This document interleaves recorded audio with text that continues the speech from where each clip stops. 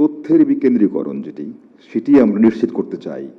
এবং আরেকটি জিনিস আপনাকে আমি এর আগে একবার বলেছিলাম, আজকে আবার বলছি, এছাড়াও যাতে মানুষ সর্বস্তর থেকে, তৃণমূল থেকে আরম্ভ করে এই প্রধানমন্ত্রীর কার্যালয় পর্যন্ত যত কাজগুলো সরকার করছেন, যেহেতু সরকার কাজগুলি করছেন জনগণের জন্য, আমরা সেটি নিশ্চিত করতে চাই, জনগণকে জানাতে চাই।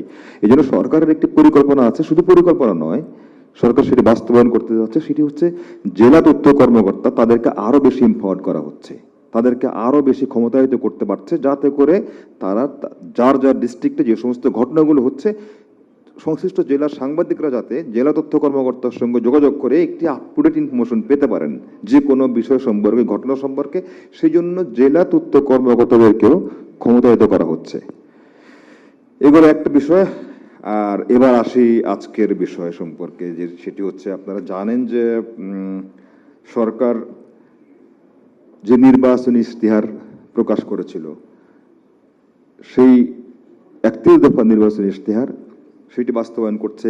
একই সঙ্গে জুলাই সনদ, যেটি সংসদের সাউথ প্লাজায় স্বাক্ষরিত হয়েছিল, যেভাবে স্বাক্ষরিত হয়েছিল সেভাবে বাস্তবায়ন করছে। সুতরাং 31 দফা এবং জুলাই জাতীয় সনদ, এগুলো সরকার পর্যায়ক্রমে বাস্তবায়ন করে চলছে।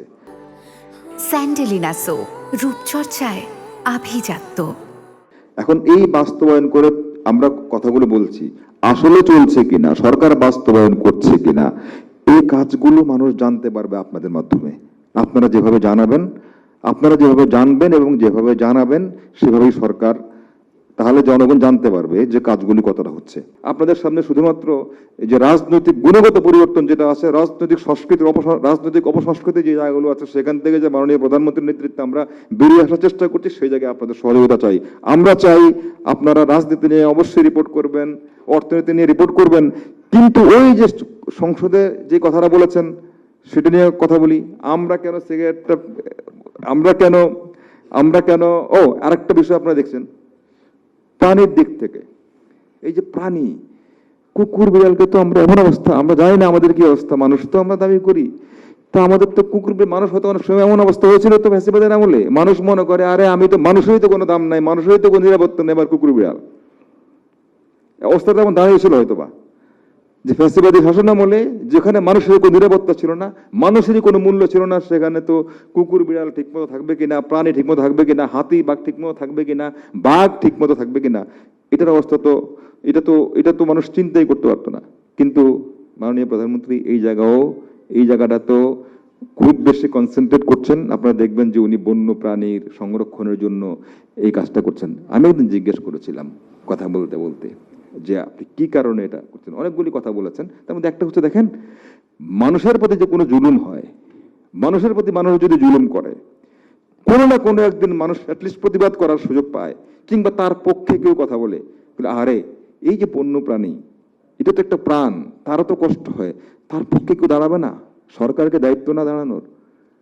সো এই যে আমি বললাম যে এই যে আমি আপনাদের সামনে এই কারণেই এই গুণগত পরিবর্তনগুলি কথা বললাম। আমি আশা করি এই সমস্ত সামাজিক ইস্যুগুলো, পারিবারিক ইস্যুগুলোও আপনাদের টেলিভিশনে, আপনাদের রিপোর্টিংয়ে যথাযথভাবে আসবে, এটা বলে আমি আমার বক্তব্য শেষ করছি। শেষ করার আগে খালি আমি একটি কথা বলছিলাম, এর আগে প্রথমবার যখন আমি জানিয়েছিলাম, আমি বলেছিলাম আমার চোখে যেটা অর্জন মনে হয়েছে, সেগুলো তো অর্জনগুলো বিস্তারিত মাহদিয়ান বলবেন।